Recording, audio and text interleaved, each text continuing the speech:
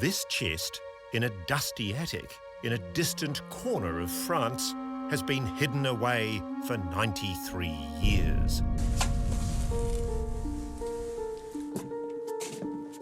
Few thought its precious treasure could ever have survived.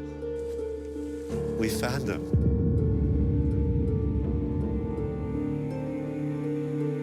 That's 2 Aussies in slouch hats. They're Australians. Australians, yes. There's hundreds of them. Ross, look. I recognise that face. But this is just the start of the detective story. Can we zoom in? You know who this bloke is? Tonight, one of the great finds in Australian military history. These are the men that gave us the whole legend. You know, these are the diggers.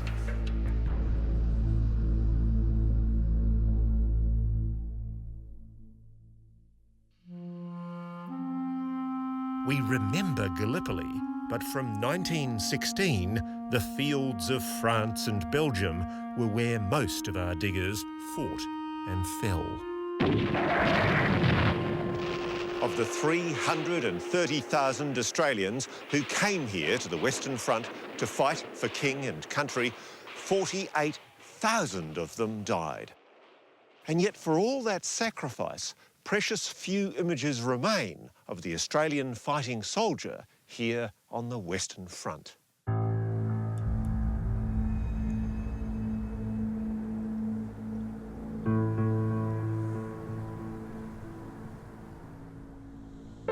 At the Australian War Memorial, Peter Burness has spent nearly 4 decades searching for rare photos of Australians on the Western Front.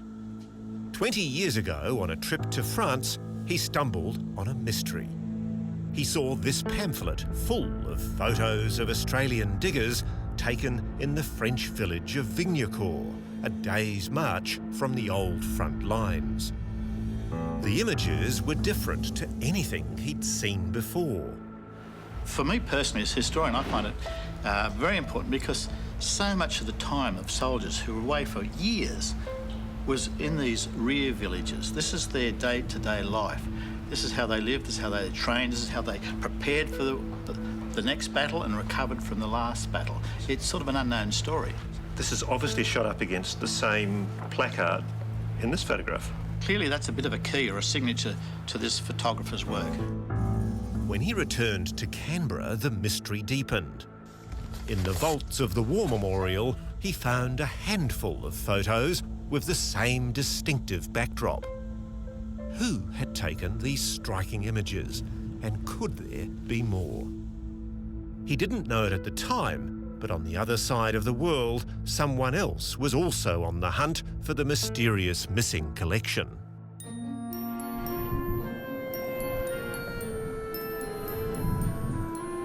"20 years ago, French historian Laurent Marouz saw similar pictures on the walls of the Vignacourt town hall. I realized it was really unique. It was a treasure, really. It is the sort of pictures I've never seen elsewhere. In 1916, Vignacourt was full of Allied troops, many of them young Australians fresh from Gallipoli. Watching them, Louis Tullier, a French soldier who'd returned to farming. He and his wife Antoinette were passionate photographers who opened their farm to the battle-weary boys and for a few extra francs took their photos. What struck you about the photographs? Why did you find them interesting? I found the quality of the pictures absolutely great technically, but also the portraits, I found them so natural, something very different than you used to see everywhere. Laurent was shown a sample of the collection, but their hiding place stayed a secret. Realising their significance, he wrote and called the Australian Embassy in Paris, but unbelievably, they never called back. So, Laurent, let me get this right. You told the Australians and nobody answered? Nobody answers, exactly. A dead end each time. I was very surprised, and I kept the story in mind, waiting for the right time to do something with it, and then you call. We tracked Laurent down after hearing a rumour he knew of a secret collection. And together with Peter Burness, we hit the trail. So much mystery has surrounded this collection, you know, and I suppose the last thing to solve is, do they still exist?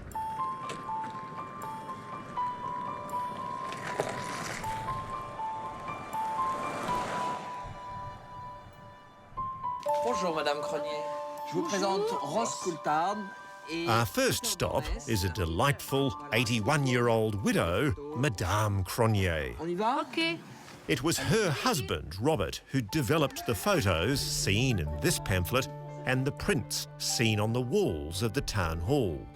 So how had he found the secret collection? Je me suis aperçue après. Oh, Well, il y a Robert encore des was glaces. family, Louis Tullier's cousin. On dit s'il vous plaît, Madame S'il Cronier. vous plaît, Madame Cronier. Oui, Monsieur Mirose. Connaît mieux les affaires que moi derrière la porte, non? So what's going on here, Laura? She's maybe have something to show. Oh my goodness.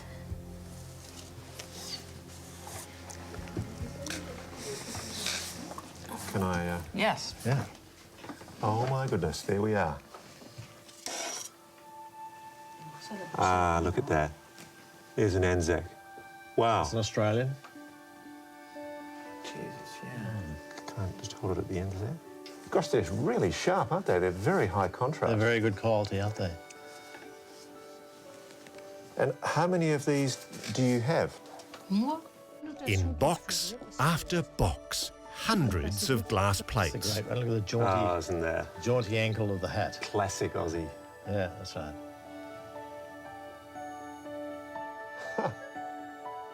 These are beautiful. C'est magnifique, c'est vrai. C'est Je m'en extraordinaire. doute que pour eux, ça doit... Yes, she can imagine that for you Australian, it's something incredible.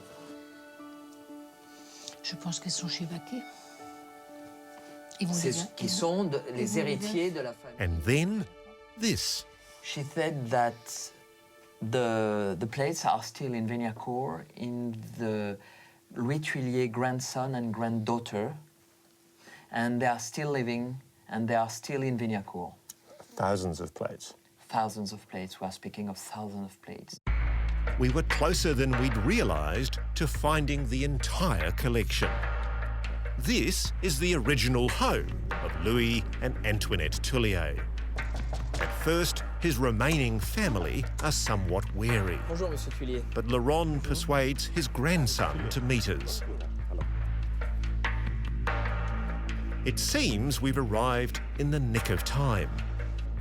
The farm is for sale, and everything in it is about to go under the hammer. This is actually amazing. It's just like it was 90 years ago. Frozen in time.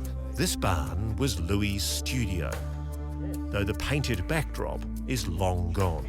His grandfather was interested with everything new. He was a modern man, a modern mind. This is why he was in. So you had this hobby. It was a new hobby for him. Christian Tullier is a lawyer. He listens carefully to our arguments about the value of his grandfather's plates to history and to Australia.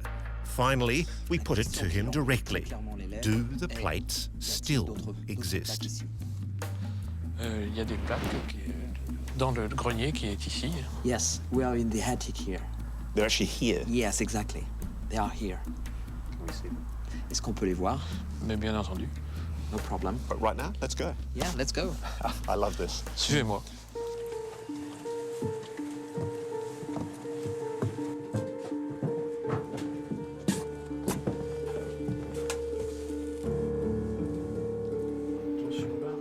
We're led up stairways to an attic. There, in the corner, is this chest. Oh, my goodness. Peter, you're not going to believe this. It's a treasure chest. There's boxes of them.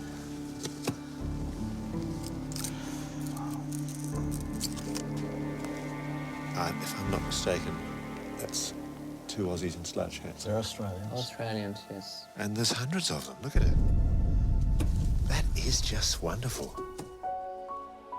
What a find. This is it, Goodness the me. entire lost collection, Even more. and so many of them young Australians. It's incredible that they've actually survived 95 years if they were taken in 1916, as you're suggesting. 95 years. That's right. We're moving towards the centenary of these battles. These are the men that gave us the whole legend. You know, these are the diggers. I love the informality of it. Even the pose is Australian, isn't it? Yeah. We found them. Yeah. Mr. Thulier, thank you. Congratulations. Wow, is that a kid? This is an amazing one. This is this lovely thing of this interaction with the locals. You know, a small child amongst these tough soldiers. So what are you thinking as you're looking at these? Well, you're looking at, looking back in time, really, aren't you? You're seeing, looking into the eyes of men who have been in battle. But they had another few years of hell ahead of them, didn't they? Indeed, they did, and quite a few battles to go. Oh, look at those guys. They're so young. I think we'll just have to lift And it up another discovery awaits us. Wait, yep. Okay.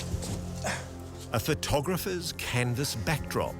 But after all these years, is it the canvas? I think it is, Peter. Oh, yes, I think you can recognise. I think after nearly 100 years... Yeah. There's the arch. Just think of the young Australian soldiers that stood in front of this on their way from battle. This was the backdrop that was part of the mystery, wasn't it? That's right, and it was the backdrop that was identifying where these photographs were from. So if we saw this backdrop in a photograph, we knew it was from this collection. On this farm, a day's march from the front line, thousands of Aussies found a welcome respite from the trenches and the killing.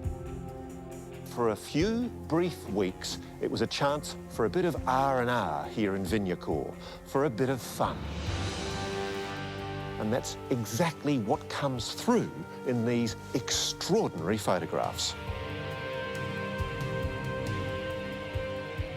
And you know, you want to know about them. You want to know their stories. You want to know, did they survive? Did they come back? Did they have family? Do they have descendants today who might be really interested to see these photographs? That's right. Some people would be thrilled to see these photographs if they only knew they had a relative amongst them. Isn't it incredible, though, that they've sat in an attic? Incredible, incredible indeed.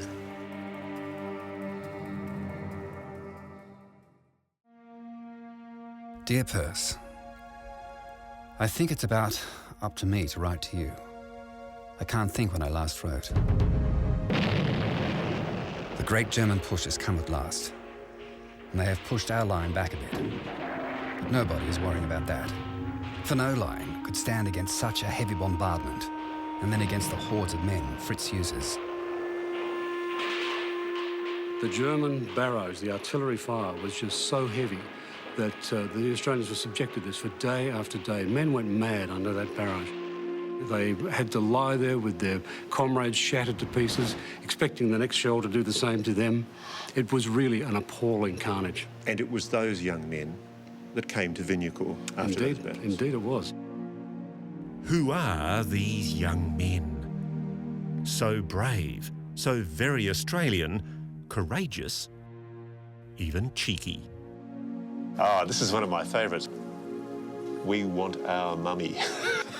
Look at the bloke with the glass of wine and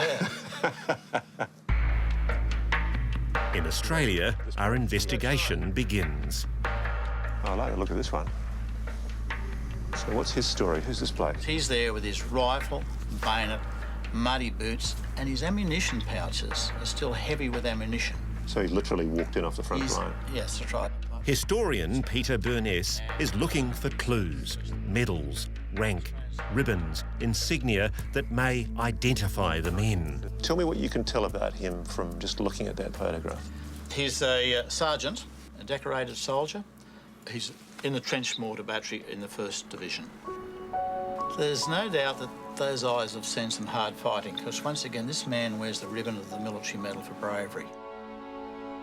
And then, Look. our first breakthrough. And that's surely Joe Maxwell, the BC winner. Look, you can actually pick him. Well, I recognise that face, and look at the medal ribbons. It's surely him.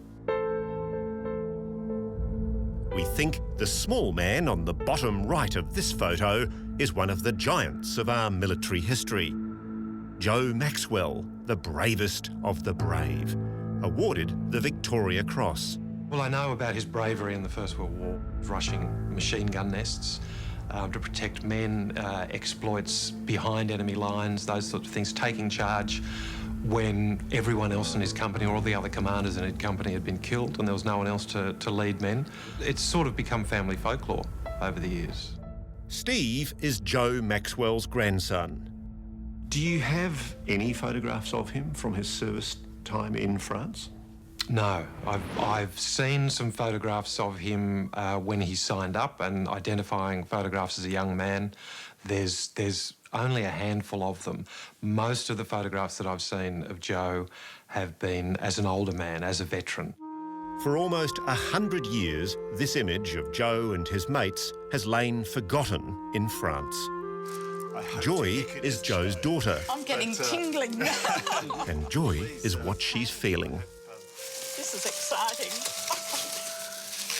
I hope you can pick it. Oh, look at that. The incredible thing about it, how clear it is. It's taken off a glass plate that sat in an attic for 90 years. Oh, there he is. That's Joe. You're absolutely sure? Absolutely. Oh, thank heavens for that.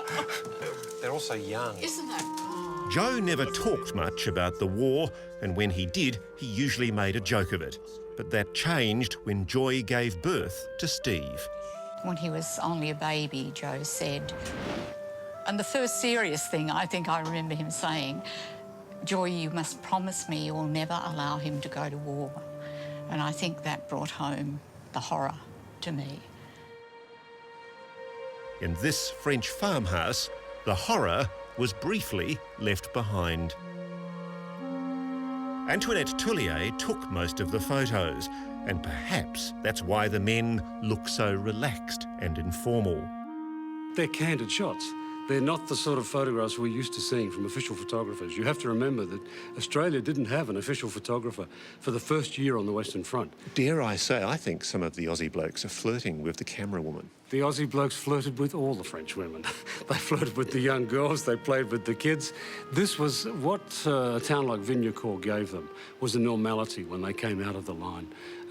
The madness, the insanity, the tragedy, the misery of war in the trenches, to come back to a normal little town where the rhythm of life was normal. Of course, they became part of the town. I think these photographs rank up there with one of the most important discoveries from the First World War. And yet, they were very nearly lost to history. That would have been a tragedy. To lose something like this, which is really a window on our past. Nearly a century on, we're seeing these men for the first time. Australia's sons as they'd like to be remembered. Now, the task ahead is to find their families. For anyone who's got a link to that First World War and a direct link to that First World War, to be able to see a member of their family in action, as it were, or at least close to where they were actually fighting, to actually see them in situ in that part of the world, unedited, unrestricted, unsuppressed, I think is going to mean a lot for a lot of people.